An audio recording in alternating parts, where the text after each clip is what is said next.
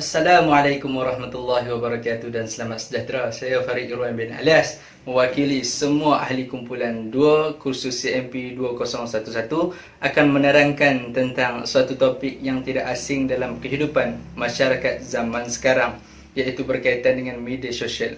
Apakah media sosial? Media sosial merupakan aplikasi elektronik yang membolehkan manusia berhubung dan mengakses maklumat dengan lebih mudah melalui talian internet.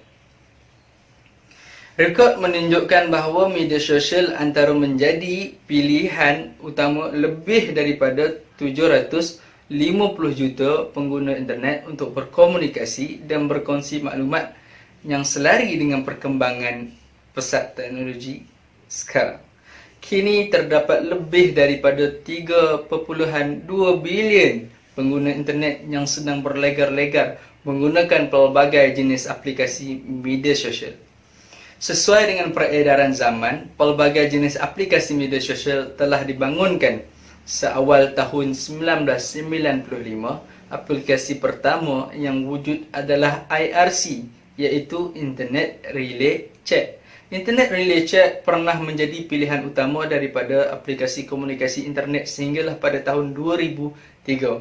Populasi pengguna yang tertinggi pernah direkodkan mencapai hampir 1 juta orang pengguna.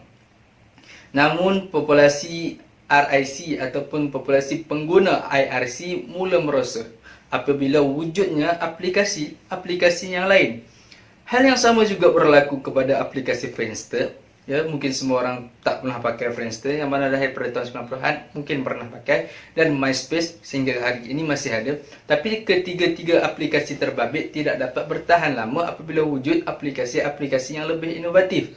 Akibatnya berlaku penurunan mendadak bagi populasi pengguna aplikasi-aplikasi tersebut. Kemunculan aplikasi baru seperti Facebook, WhatsApp, Twitter dan macam-macam lagi yang lebih kompetitif dan mampu berdaya saing telah berjaya menarik perhatian masyarakat dunia. Apa pula kaitannya internet dan media sosial? Perkara ini semua orang akan tahu. Kalau kita nak menggunakan media sosial, pasti menggunakan internet. Dua perkara ini saling bergantung harap dan saling melengkapi antara satu sama lain, seperti isi dengan kuku ataupun kuku dengan isi. Dahulunya internet merupakan satu medium teknologi yang komunikasi yang amat mahal. Yalah, dulu nak beli 1 GB pun dah RM40. Kini ia menjadi saluran maklumat dan komunikasi yang digunakan secara meluas. Kalau dahulu kita memerlukan komputer riba ataupun komputer untuk mengakses internet, namun kini internet boleh diakses menggunakan telefon pintar yang rata-rata dimiliki oleh semua masyarakat dunia hari ini. Yalah, budak-budak pun dah ada internet dan juga dah ada akaun Facebook. Namun begitu, terbit pula satu masalah yang kian meruncing dalam rakyat Malaysia, iaitu ketagihan terhadap laman sesawang sosial. Menurut kajian Suruhanjaya Komunikasi dan Multimedia Malaysia (SKMM), secara purata seluruh orang rakyat Malaysia kini mempunyai 3 akaun laman sosial Facebook.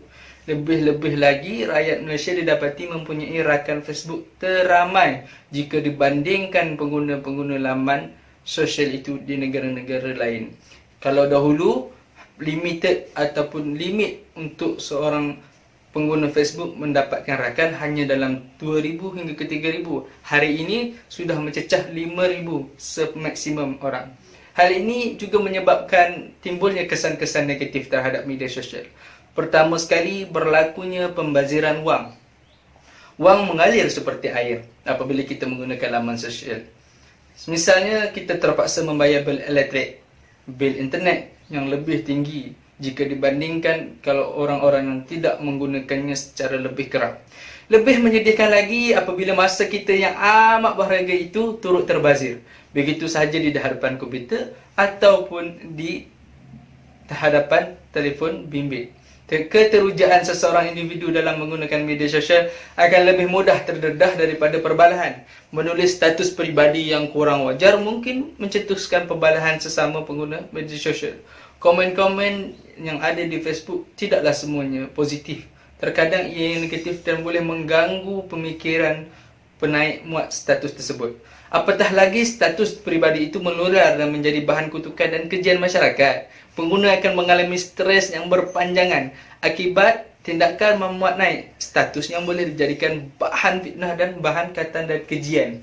Pengguna laman sosial selalunya tidak mengkaji dahulu sebelum menghukum. Pengguna laman sosial juga melalui internet menyebabkan berlakunya banyak penipuan atau pemalsuan.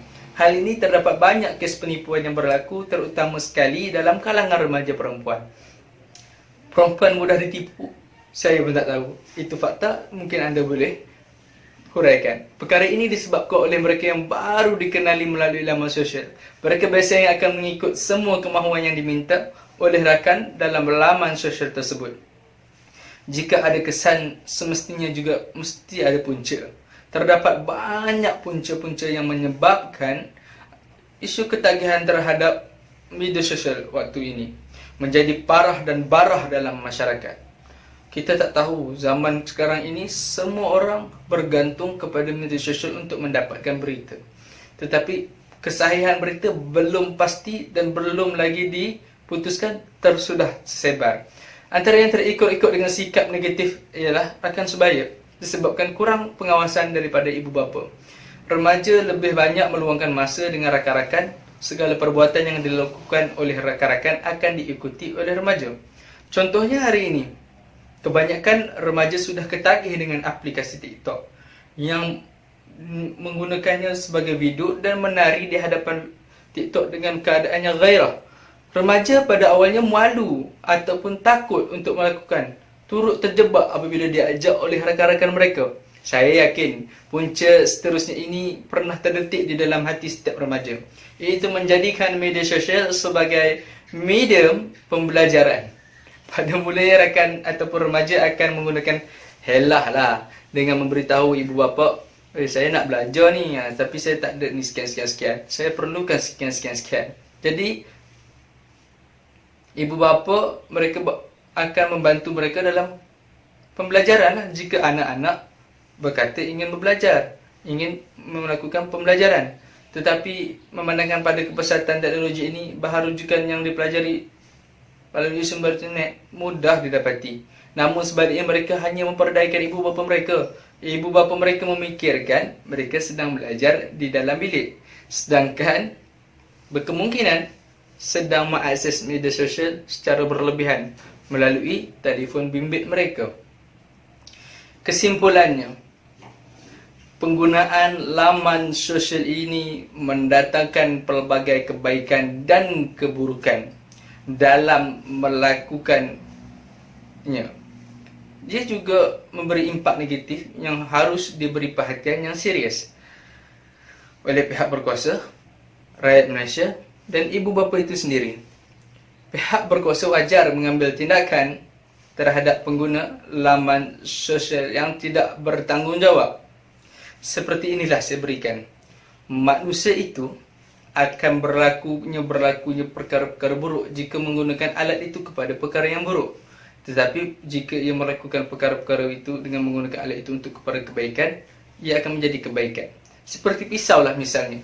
Jika tuan-tuan menggunakan pisau untuk memotong daging, memotong sayur, ia tidak akan menjadi masalah kepada diri kita. Tetapi jika tuan-tuan dan puan-puan mengambil pisau, menikam orang, memurkakan orang lain, itu akan menjadi perkara yang negatif. Jadi kita kenalah harus menjadi orang yang bijak dalam menggunakan media sosial. Oleh itu, saya sarankan kepada anda, mencegahlah lebih baik daripada mengubati. Sekian daripada saya.